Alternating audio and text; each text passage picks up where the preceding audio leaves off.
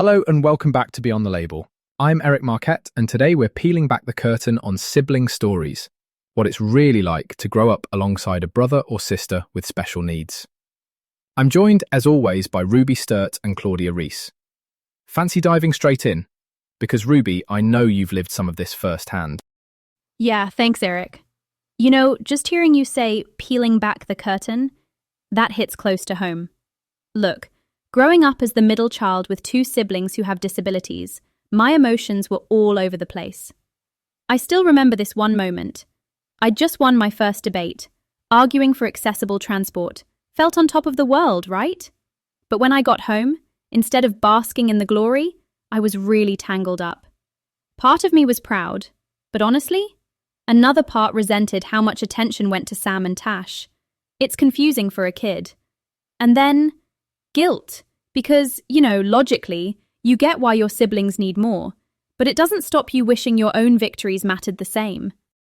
That sounds exhausting, Ruby. And honestly, I think a lot of parents underestimate just how much their typically developing children juggle internally.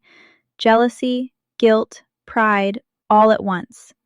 MJ Blake, who wrote that piece we read, actually stresses that these mixed feelings are totally normal, right? Parents shouldn't brush them off, or worse, act like there's some kind of betrayal. It's not just kids being dramatic. Absolutely. And what struck me from Blake's recommendations was the bit about active listening, making space so your kid can say, actually, I'm frustrated, and not be met with, but your sibling needs you to be strong. It's not about forcing them to only feel grateful or responsible. That honesty in families it can be quite liberating, yeah? Exactly. If you can name what you're feeling, maybe in a family chat or even just with your mum in the car, it doesn't eat away at you. I wish more parents knew that validating those ugly or messy feelings is what lets kids process them, not encouraging them to be brave all the time.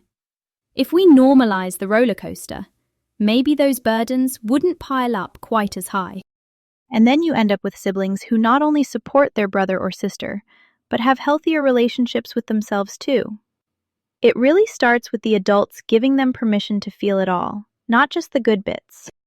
So, building on that, there's another biggie. How much do you tell siblings and when? Honestly, as a mom, my kids' questions are relentless. And I get why.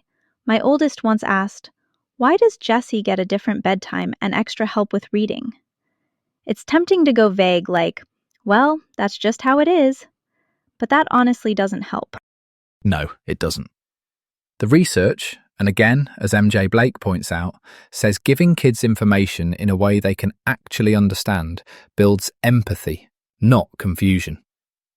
Siblings aren't daft, they pick up on everything. Simple, relatable analogies work so much better.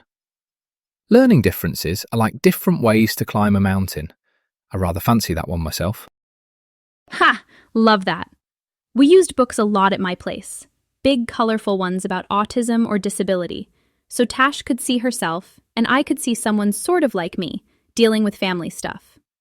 Stories give you language before you can invent it yourself, yeah? Also, those chats can't just be a one-off.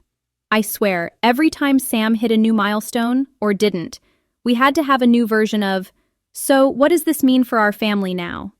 Right, and sometimes you have to try a few explanations before one sticks. My youngest stands there, arms folded, and says, "Is Jessie special or just different?" It's about coming back to those questions regularly, and sometimes admitting, "I'm figuring it out too."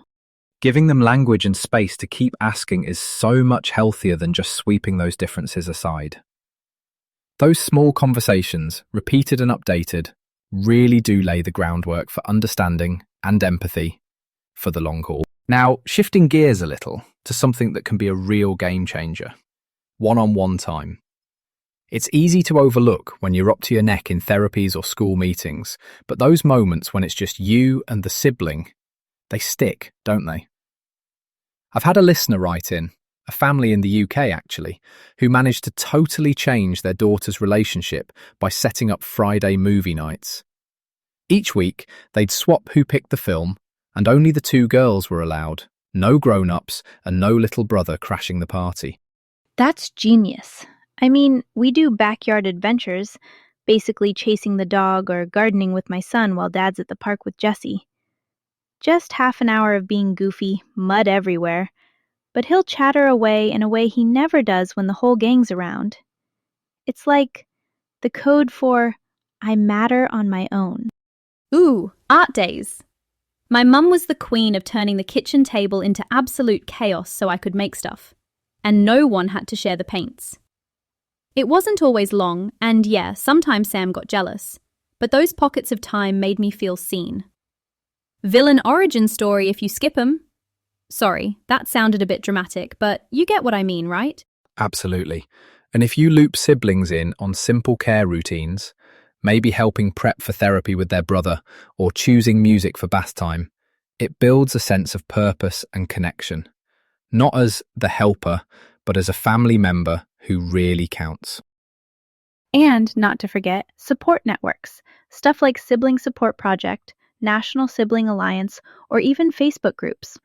I didn't even know these existed until embarrassingly recently, but parents say finding those peer groups makes a massive difference. It's less lonely when someone else gets it. Totally. There's such comfort in feeling seen. Not just at home, but out in the world. I met a lifelong friend at a sibling workshop back when I was 12. Still swap stories, still unpack the family stuff together. Support networks aren't just nice-to-haves. They're emotional lifelines. Right, so the roller coaster of sibling life. It's not just about grit, is it? It's learning to bounce back and build your own thing. My parents were big on, go try stuff outside of the family zone. So I got to dig into restoring old typewriters. That became my safe space. Building independence and celebrating what makes siblings unique really boosts resilience. I might be mangling this, Claudia, but isn't there research showing that pursuing personal interests actually helps with coping? Oh yeah, definitely. Actually, I saw a study, don't ask which journal, my brain's fried, showing that when siblings feel empowered to have their own hobbies, it's like an emotional insurance policy. Hobbies, journaling, just hanging out with a friend, or peer support groups all help siblings decompress and process those day-to-day stressors. Spot on. And when families intentionally bake self-care into the routine, like setting up quiet corners to draw or scheduling peer group Zooms, it has a ripple effect. We've seen case studies of families who do this regularly, and the shift in terms of fewer meltdowns, better mood, even academic success, it's really quite significant. It doesn't have to be fancy either. One dad I know sets aside 10 minutes after dinner where every kid just gets to do their own brain dump. Sometimes it's silly stories, sometimes a mini vent. Normalizing that me time keeps everyone a bit more grounded. Oh, and give siblings real credit for their own wins, not just, great job helping your sister. Preach! Siblings need to be celebrated for their own achievements. If your only role is the supportive one, that's exhausting. Having your own thing, that's how you get the energy to keep supporting others too. Now, let's get real for a second. Change is tough, right? Whether it's switching schools, a move, or a big family transition, siblings often feel like it's all happening to them, not with them.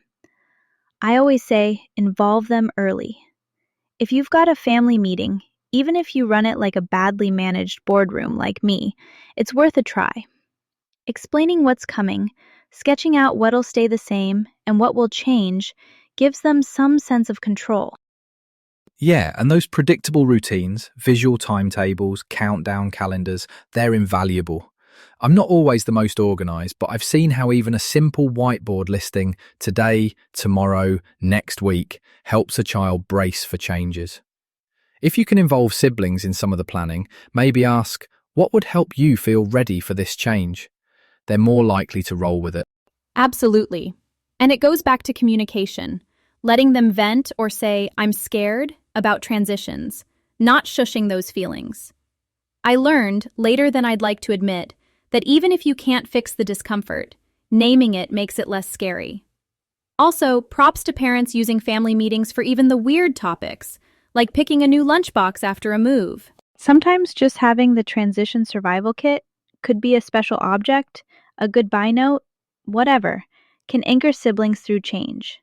Makes the process less mysterious, more manageable. And imperfect family meetings still beat radio silence. Every time. Before we wrap, there's this last piece. Helping siblings build connections outside the family. Peer support.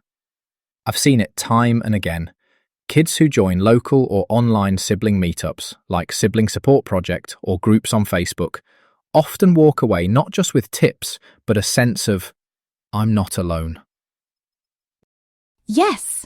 Look, finding people who get your weird in-jokes or don't flinch when you vent about family dynamics, priceless. Joining sibling mentorship programs, or even just going to a picnic with other sibs, builds empathy and resilience in a way nothing else can. My mate from those old sibling workshops genuinely kept me afloat as a teen. I can't oversell it enough. And these external friendships can help siblings bring fresh perspective back home. Sometimes it's as simple as swapping coping strategies or hearing, yeah, my brother does that too. That normalizing effect, it reduces isolation so much. If you're listening and you haven't found a group yet, do a search in your area or even check out Reddit sibling support threads. Doesn't have to be fancy. We've touched on this in previous episodes, like building community support for all family members. But for siblings in particular, those outside perspectives are vital. They offer resilience and insights you just can't get from family alone. And I think that's the thread through all today's stories, right? Siblings aren't just supporting acts in the drama. They're people with their own journeys, connections, and wins. Give them space to find those outside voices, and they'll bring so much back into the family mix. Couldn't have said it better. As always, thank you both, and thanks to everyone who's sharing, listening, and building those bridges. If this conversation sparked anything for you, don't forget to check out resources like Sibling Support Project, National Sibling Alliance, or even local Facebook groups. Let's keep this going, yeah? Brilliant chat, folks. We'll continue exploring these stories and practical tips in future episodes, so stay tuned. Ruby, Claudia, always a pleasure. Thanks, everyone. Claudia, Eric, see you next time. Thanks for listening. Bye for now.